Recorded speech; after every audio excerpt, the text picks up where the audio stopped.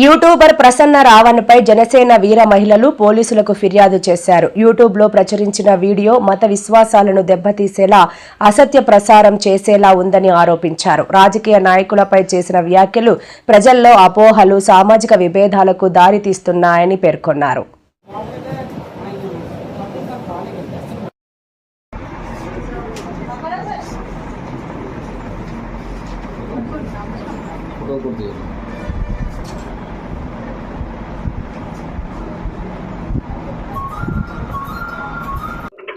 అందరికీ నమస్కారం అండి. జై జనసేన. నేను 87 వార్డ్ ఇందిరా ప్రియదర్శిని గాజువాక నియోజకవర్గం నుంచి వచ్చాం.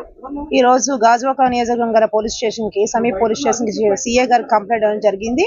అది ఎందుచేతనంటే బచ్చల కూర రావణ్ అలియాస్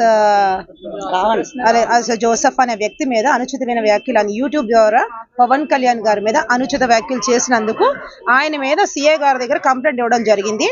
ఆయనకి ఇదే ఇస్తున్నాం. మీరు మిమ్మల్ని అని మేము సంబోధిస్తామంటే అది మా వీర మహిళలకి జనసేన పవన్ కళ్యాణ్ కొణిదెల పవన్ కళ్యాణ్ గారు మాకు ఇచ్చిన సంస్కారం బట్టి మేము మిమ్మల్ని అని సంబోధిస్తున్నాం. లేదంటే ఎలా బుద్ధి చెప్పాలో అలా బుద్ధి. కాకపోతే మీరు జాగ్రత్తగా మాట్లాడే ముందు మీరు ఒక వేదికపై మాట్లాడుతున్నా, యూట్యూబ్లో మాట్లాడుతున్నా, ఎదుటి వాళ్ళు విమర్శించేంత సంస్కారం మీరు చూసుకోండి. ఫస్ట్ ఏ మాట పడితే ఆ మాట మాట్లాడడానికి he's not an ordinary person. Pawan Kalyan garu అనే person he's not an ordinary person. ఆయన కోసం ఫస్ట్ తెలుసుకోండి. ఎవరైనా సరే, జోసెఫ్ అవ్వచ్చు, ఎవరైనా అవ్వచ్చు, పవన్ కళ్యాణ్ గారిని విమర్శించే ముందు మనం ఏంటి, మన అర్హత ఏంటి, ఆయన చేస్తున్న ఈరోజు డిప్యూటీ సీఎంగా ఉన్నప్పుడు ఆయన ఏ రకంగా రాష్ట్రాన్ని వెళ్తున్నారు, ఆయన చేసే మంచి పనులు ఏంటి, ఆయన ఏ రకంగా ఆయనకు వచ్చే శాలరీని కూడా పేద ప్రజలకు అంకితం చేస్తున్నారు.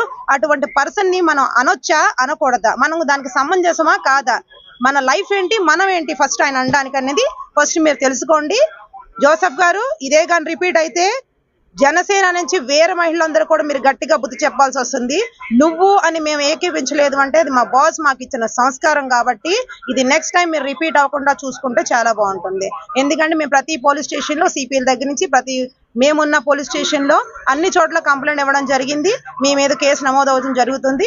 ఇంకోసారి మీ స్టేజ్ లెక్కి మీకు ఏమన్నా బలుపు కార్యక్రమాలు ఉంటే వివిధ కోణాల్లో చూసుకోండి తప్ప, లేదా మీకు డైరెక్ట్ గా అటాక్ చేయాలి అంటే పవన్ కళ్యాణ్ గారు డైరెక్ట్ అటాక్ చేయండి తప్ప ఇలా స్టేజ్ల మీద బరితెగించి ఇష్టం వచ్చినట్టు సంబోధించారంటే చెప్పు దెబ్బలు తినాల్సి వస్తుందని నేను మీడియా పూర్వకంగా తెలియజేసుకుంటున్నాను.